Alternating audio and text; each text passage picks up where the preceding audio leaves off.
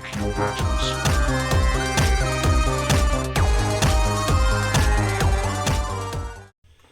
What is going on, good people?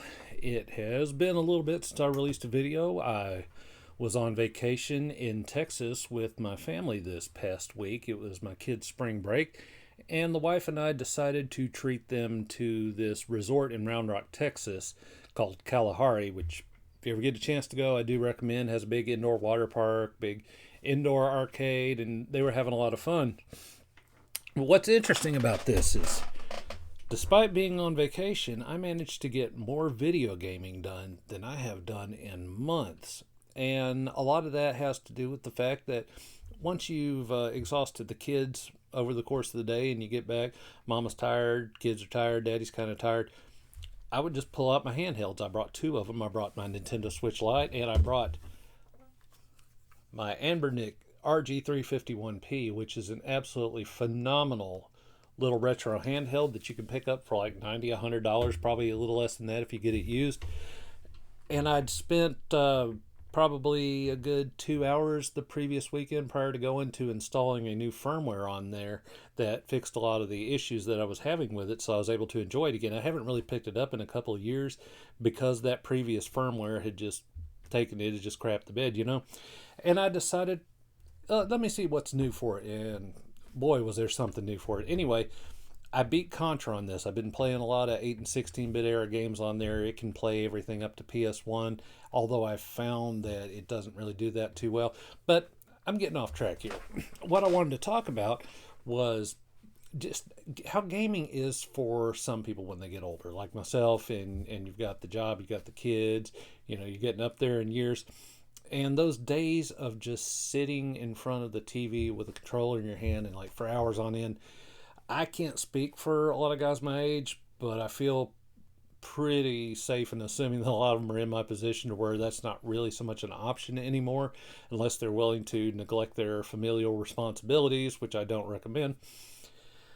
So handheld gaming has just really, really started to grow on me as the best way to get my gaming fix. And for the longest time, I really wasn't a big fan of my Nintendo Switch, but this week I played on it quite a bit. I really dove into, of all things, Cruisin' Blast. Now, I don't know if you've ever played the old cruising games in the arcade.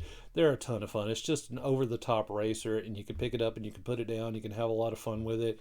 You don't have to go too deep into it if you don't want to. And I don't think the game has a lot of depth anyway. There's some customizable features and things like that. But it was a lot of fun, and I was able to just kind of lay up in the hotel bed and get my gaming fix in and just, you know, really enjoy games again, which I haven't been able to do for quite a while. And I even started taking in some YouTube videos and some gaming news, and imagine my surprise when I learned that Microsoft has announced that there's not going to be just one, but two handhelds that it plans to release within the next 3 years. I think one is for this year, and then one's, I think, the other one, which is going to be a more branded Microsoft official handheld in like 2027, if I understand correctly. And I'm really torn on the issue because I'm thinking, okay, on one hand, cool, because, you know, I need, you know, as far as my gaming goes, to be able to pick something up and put down. Even though I have an Xbox Series X, as I said, I can't just sit down and just spend hours with it. So I would like to have, you know, the idea of an Xbox branded handheld that I could just, you know, pop on, play a little bit, turn on, set it on the nightstand. That really appeals to me. However, I thought that already existed with the Asus ROG Ally 7 and the, I think, what do they call it, the 7X, which is, I guess, a little bit more of a higher end version of it. But it already runs Windows 7, which I'm told the upcoming third-party manufactured Xbox handheld is going to do. So you've already, and they're teaming up with Asus. So I'm thinking, why not just deepen the partnership with Asus and make like an Xbox branded ROG Ally? It kind of sounds on the surface like that's the way they're going to go. And I was watching one of the bigger YouTubers earlier, and he was just going off on this and complaining about it, and knows, you know, that this isn't necessary. I'm like, yes and no. I mean, on one hand, you already have several non-branded handhelds like you got the Steam Deck and you got the Asus ROG Ally, and there's some other ones that you can already run Xbox Game Pass on. But on the other hand, I think he was missing the point of what Microsoft's trying to do. Microsoft's been telling us for a while now, not so subtly, that their long-term vision is to get the Xbox experience into as many hands as possible. And that's why a lot of Xbox fans, have been lamenting the fact that pretty soon there's going to be Xbox exclusives like Forza and Halo that are going to be playable on PlayStation. And in some ways they feel betrayed, which again, I think that's silly. If you feel so strongly about a giant corporation that you could even feel betrayed by a business decision they made, I don't know what to tell you. It's not that serious, bro. But I think what it is a dedicated Xbox handheld necessary? I mean, no, not necessarily. But when you look at the overall big picture, what Microsoft's trying to do, they've already been like I said, they've told you they're trying to get it in as many hands as possible. So if that's on a ROG Ally, or if it's on a dedicated first party Xbox branded handheld, or you're going to be playing some of their games on PlayStation 5, on PC, like Microsoft's been branching out. They've been trying to take the Xbox ecosystem out of the console and spread it around to as many devices as possible. We all know that as far as gaming hardware goes, the hardware end has almost never been a profitable business for these manufacturers. They always make it through services and games, the stuff on the back end after the sale of the hardware. At this point, Microsoft's just kind of taking the tack like, well, why have just this dedicated hardware? Why push just that? When obviously it's really not selling well. I mean, the Xbox Series X, I guess it's done okay, but I mean, it hasn't been gangbusters like the PS5. And Microsoft is thinking to themselves, well, there's less and less technologically as time goes by that differentiates the consoles from one another in terms of what they're capable of.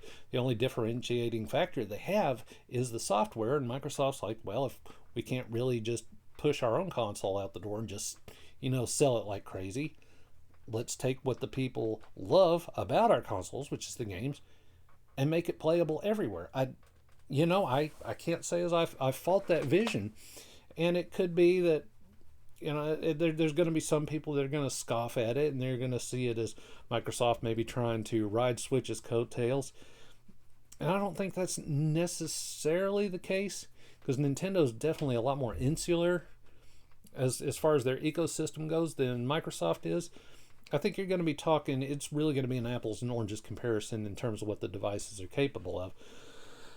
But I just thought that was really interesting, and I love that the name they come up with for it, the code name right now is Keenan. Not entirely sure where that name came from, but it's amusing. Anyway, as my week has gone by, I have, as a lot of you know, been downsizing my collection. And before the last 10 days, it looked like this. And now it looks like this. As you can see, I've pared it down a lot. For now, I feel pretty comfortable in saying that I'm done paring down. I've probably gotten rid of at least, I'm going to say, upwards of 50 or 60 games over the last 10 days. And going by my rule of buy one, sell one, I'm well ahead of the curve on that. I bought one game recently, and I got that on Whatnot the other night. It was Dragon's Lair 3D for the original Xbox. That's just a classic, and one I've been wanting to add to my little private stash for a while. But again, I'm curating my collection more carefully now, which, again, at one point I was a game hoarder more than a collector. So it's an ongoing process, but now the collection, I feel like collecting for the sake of collecting is pointless. I feel like every video game collection should be curated to the gamer's taste, to the person that's buying it and playing it. If it's not something you can enjoy, bro, what's the point? Okay, I mean, really, what's the point? Like, filling your shelves with a bunch of filler that you're never going to touch, it's not going to impress anybody, and it's not really going to be of any use to you. And I'm not saying that I should be any great example or anything, but you know, if you're sitting on top of like thousands and thousands of games, you might want to think about it. You know, think about long and hard. Like, is it really doing you all that much good to just have them sitting there? Anyway, yeah, I just decided it wasn't for me anymore. Again, partially inspired by Iowa Retro Gamer Dad, again, one of my favorites, but mostly just, it just got to be too much, you know.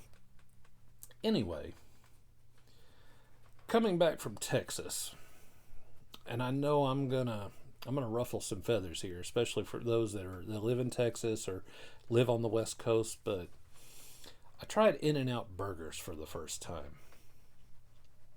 I'd heard a lot about In-N-Out burgers. I just heard how phenomenal they were, and I wanted to try it.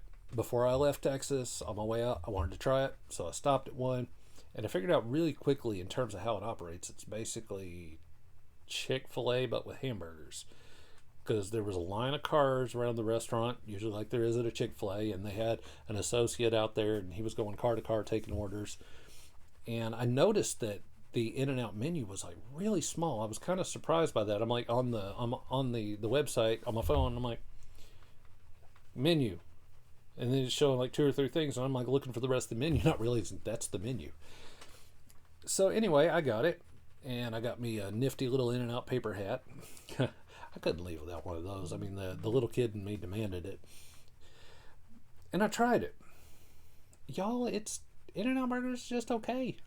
I mean, in terms of quality of the hamburger, I mean, good. I mean, I've definitely had much worse hamburgers.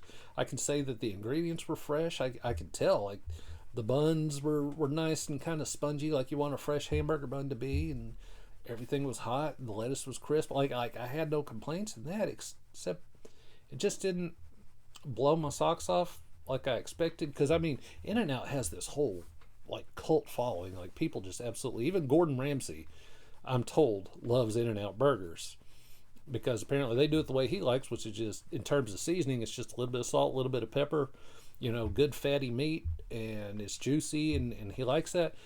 I'm one of those people that actually likes a seasoned burger. Like I want some garlic salt on there, you know.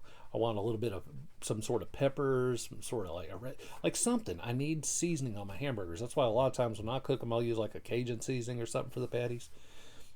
So I guess I was a little disappointed that it wasn't seasoned as well as I would have liked.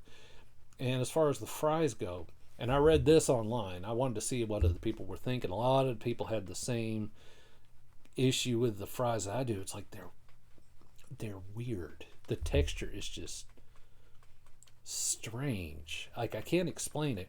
It's like you can have soggy fries or you can have really crispy fries, but their fries, even though they were fresh, they were like somewhere in the middle.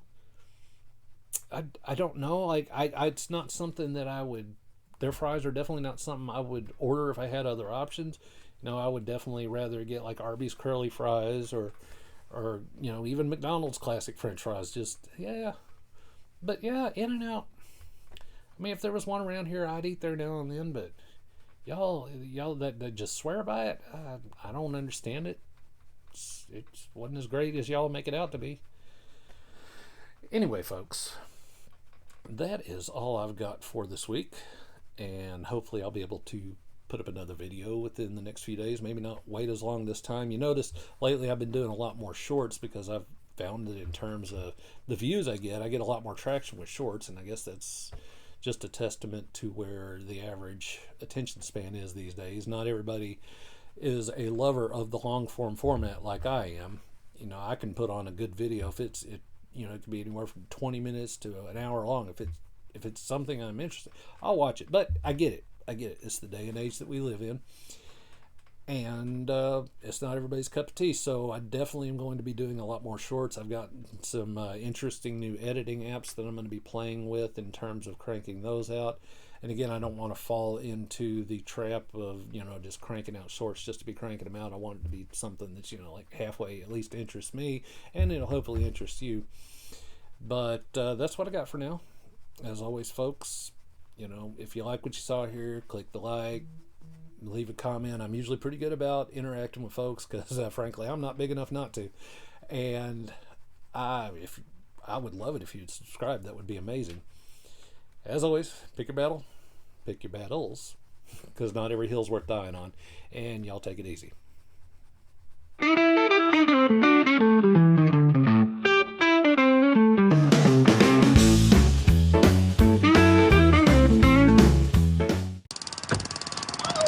I'll get you, bitch.